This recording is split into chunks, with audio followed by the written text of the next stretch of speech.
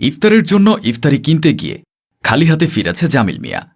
স্বামীকে খালি হাতে ফিরতে দেখে আকলিমা বেগম তিক্তস্বরে বলল, ঘরে তো কিছু নেই, ইফতারির জন্য কি রেডি করব? প্রতিদিন এই এক মুড়ি মাখা, পেঁয়াজ আর মরিচ দিয়ে। মেয়েটা আজকেও ঝামেলা করবে, খেতে চাইবে না। আমি কি করব বলো? আমি তো নিরুপায়, না হলে কি আর খালি হাতে ফিরি? স্যারকে ফোন করলাম, ফোন ধরে বলল তিনি নাকি অসুস্থ, কয়েকদিন পর দেশে ফিরবেন। তিনি অসুস্থ এটা শোনার পর তার কাছে টাকা চাই কিভাবে? জামিল মিয়ার অসহায়ত্ব মুখ দেখে আর বেশি কিছু বলতে পারল না আকলিমা বেগম। তাই তিনি চোখ মুছতে মুছতে জামিল মিয়ার সামনে থেকে চলে গেল। ইফতারের সময় মুড়ি পেঁয়াজ কাঁচামরিচ দিয়ে মেখে স্বামী আর মেয়ে নিঝুমের সামনে রাখল আকলিমা বেগম। মুড়ির দিকে তাকিয়ে মন খারাপ করে নিঝুম বলল, আমি এগুলো দিয়ে ইফতার করতে পারবো না। বাবা, তুমি কি ভালো কিছু বাজার করে নিয়ে আসতে পারো না? এই রমজানের মাসে মানুষ কত ভালো ভালো খাবার খায়, আর আমরা প্রতিদিন শুকনো মুড়ি খেয়ে শাকপাতা দিয়ে ভাত খেয়ে রোজা পার করছি। এসব খেতে আর ভালো লাগছে না। মেয়ের কথা শুনে জামিল মিয়া চুপ করে আছে। মেয়েকে কিছু বলার মতো ভাষা খুঁজে পায় না।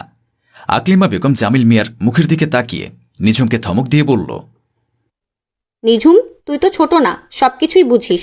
আমাদের পরিস্থিতি আমাদেরকে এরকম খেতে বাধ্য করতেছে। দেখবি একদিন সবকিছু ঠিক হয়ে যাবে, আল্লাহ আমাদের দিকে সদয় হবেন। আর কত ধৈর্য ধরে থাকবো? বাবা তার নিজের ভুলে এই পরিস্থিতিতে পড়েছে। বাবা যদি চাচ্চুকে সবকিছু দিয়ে সাহায্য না করত, আজকে আমাদের অবস্থা এমন হতো না। চাচ্চুর জন্যই আমরা এত কষ্ট করতেছি, আর দেখো তার আমাদের চোখের সামনেই ভালো ভালো খাবার খাচ্ছে।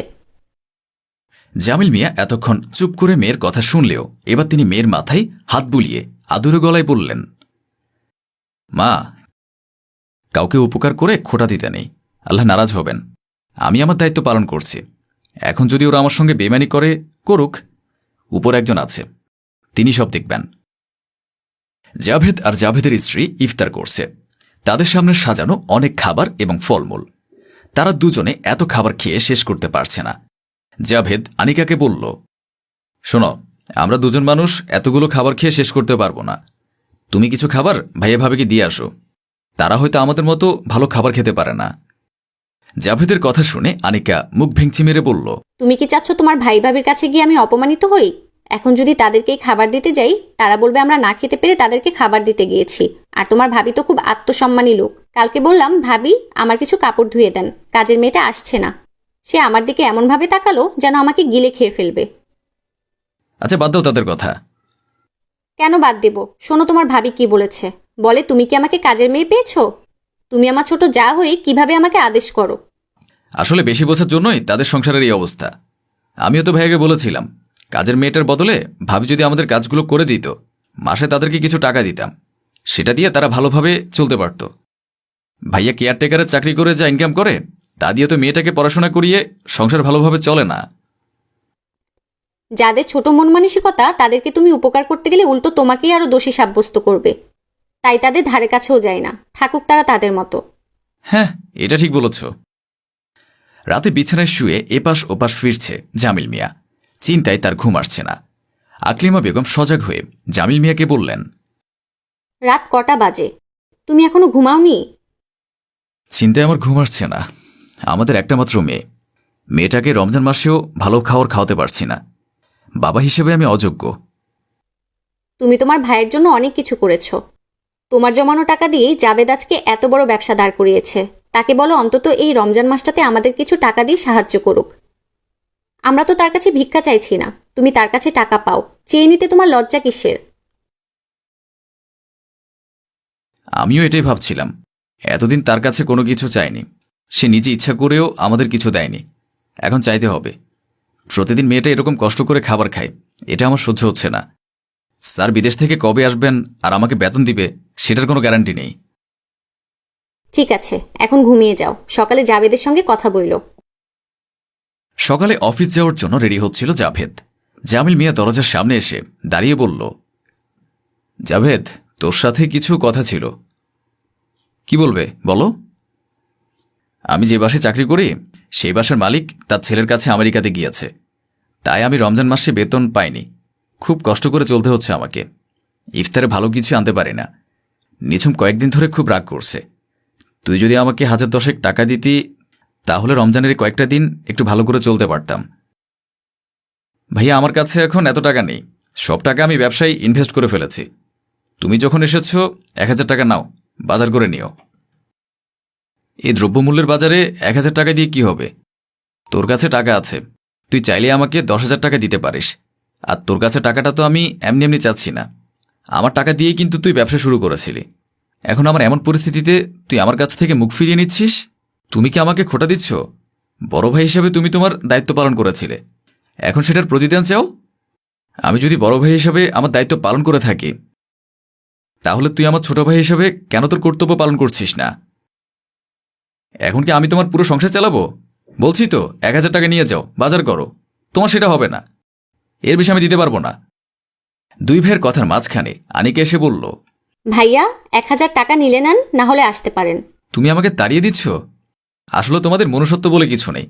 কখনো কি ভেবে দেখেছ আমি জাবেদের চাচাতো ভাই হয়ে তার জন্য যতটা করেছি, আজকাল নিজের মায়ের পেটের ভাইও কখনো এমনটা করে না, আর তোমরা অকৃতজ্ঞ হয়ে গেলে? প্লিজ ভাই, এখন আসতে পারো। আমি তোমার আর কোনো কথা শুনতে চাই না। অফিস টাইমে মেজাজটা খারাপ করে দিলে। ঠিক আছে, যাচ্ছি। আজকে তোরা আমাকে যেভাবে অপমান করলে, এটা আল্লাহ সহ্য করবে না। জমিল মিয়া চোখের পানি মুছতে মুছতে রুম থেকে বের হয়ে গেল। আনিকা তাচ্ছিল্য হেসে বলে উঠল, দেখেছ, 10,000 টাকা দিতে রাজি হওনি বলে অভিশাপ দিয়ে চলে গেল।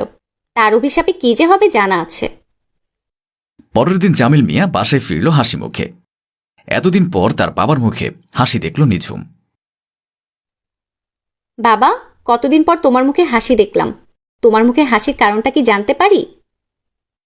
মা, এবার আল্লাহ আমাদের দিকে মুখ তুলে তাকিয়েছে। আমি যে স্যারের বাসায় কেয়ারটেকারের চাকরি করি, সে স্যারের বড় বোন জামাই বড় একটা প্রজেক্টের কাজ পেয়েছে।